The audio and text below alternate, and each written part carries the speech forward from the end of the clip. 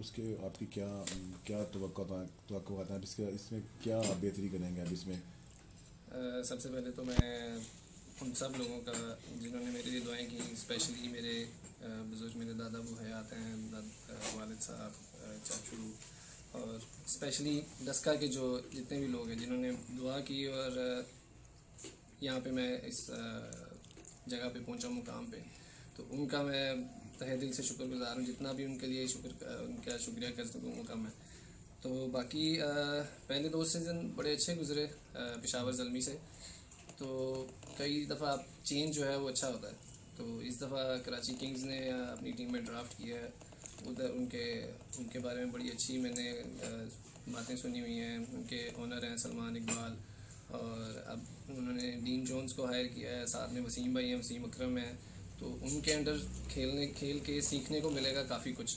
तो जो एम है, आपका एम ये होता है कि आप पाकिस्तान को रिप्रेजेंट करें। तो इंशाल्लाह इसमें खेल के और जितना अच्छा कर सकूं, कोशिश यही होगी उनसे जितना सीख के अपनी पिछली से परफॉर्मेंस को और इम्प्रूव करूं और जो बेहतर हो सके वो करूं। और कराची किंग्स में और कौन कौन खेल रहा है? कराची किंग्स में इमाद वसीम है, हमारी टीम उन्होंने बड़ी अच्छी इस दफ़ा बनाई है। बाबर आजम है, आपको पता है नंबर 1 बैट्समैन है काफ़ी फॉर्मेट्स में। तो इंशाल्लाह ये सारी जो हमारी टीम है, जो हमारे जो फॉरेन प्लेयर्स हैं वो भी बहुत अच्छे हैं। और पिछले ज़ल्मी में मेरे साथ था क्रिस जॉर्डन था, वो इसमें कराची किंग्स में मेरे साथ है, तो उससे सीखने को काफ़ी कुछ मिलेगा। बाकी भी काफ़ी अच्छे प्लेयर्स हैं। आप क्या समझते हैं, आपको सबसे ज़्यादा टफ मैच किसके साथ होगा? टफ़ सारे मैच होते हैं, आप अगर उसको टफ़ लेना चाहें तो आप जितना अपने ऊपर से प्रेशर कम रखें आप उतना अच्छा परफॉर्म कर सकते हैं।